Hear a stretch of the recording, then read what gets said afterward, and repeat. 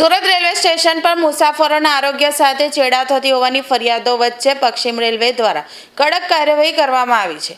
Station પર આવેલા 4 catering સ્ટોલને seal કરવામાં આવ્યા છે। મુસાફરો અહીંથી તૈયાર નાસ્તો, ગરમ ભોજન, પેકેટ ફૂડ તેમજ પીવાનું પાણી મેળવતા હતા। તપાસ દરમિયાન સ્વચ્છતા અને ખાદ્ય સામગ્રીની ગુણવત્તા અંગે ગંભીર બેદરકારી સામે હોવાનું જાણવા મળ્યું છે।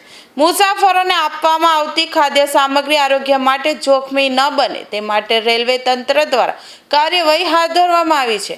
સ્ટોલ સંચાલકો સામે નિયમ મુજબ પગલાં લેવામાં આવ્યા છે। પશ્ચિમ રેલવે દ્વારા મુસાફરોને ગુણવત્તાયુક્ત અને સ્વચ્છ ખોરાક મળી રહે તે માટે સ્ટેશન પરના કેટરિંગ સ્ટોલની તપાસ વધુ કડક બનાવવામાં આવી છે।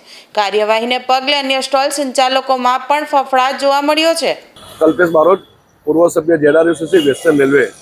આજે સવારે વેસ્ટર્ન રેલવેના અધિકારી તેમજ સુરતના સીએમઆઈ શ્રી જાદવ સાહેબ દ્વારા ખાદ્ય પદાર્થો વાસી હોય અને ખૂબ જ ગંદકી હોય એને ધ્યાનમાં લઈને પેસેન્જરની ફરિયાદ ધ્યાનમાં રાખીને એ લોકોના સવારે ચેકિંગ કર્યું અને દુકાનમાં ખૂબ જ વધુ પ્રમાણ ગંદકી તેમજ વાસી માલ મળી આવતા 3 જેટલી કેટરિંગને સીલ મારવામાં આવી છે। ત્યારે રેલવેના અધિકારીને અભિનંદન કે ઘણા વર્ષો પછી પ્રજાના પેસેન્જર હિતને ધ્યાનમાં રાખીને રેલવે દ્વારા કાર્યવાહી કરવામાં આવી છે। ત્યારે મારી વેસ્ટર્ન રેલવેના અધિકારી તેમજ સીએમઆઈને વિનંતી કે તમારા મુંબઈ ડિવિઝનમાં આવતા તમામ પ્લેટફોર્મ પર તમામ સ્ટેશનો પર એટલે સરપ્રાઇઝ ચેકિંગ કરવામાં આવે અને પેસેન્જરના હિતને ધ્યાનમાં રાખીને આપના દ્વારા આ રીતની કાર્યવાહી કરવામાં આવશે તો જ લોકોમાં કાયદા પ્રત્યેનો ડર રહેશે અને જે મુસાફરો હજારો કિલોમીટરની મુસાફરી સુરતથી કરીને જતા હોય તેઓના આરોગ્ય સાથે ચેડા ન થાય એ માટે વેસ્ટર્ન રેલવે અધિકારી દ્વારા સરપ્રાઇઝ રીતે વારંવાર ચેકિંગ કરવું જોઈએ એવી મારી માંગણી છે।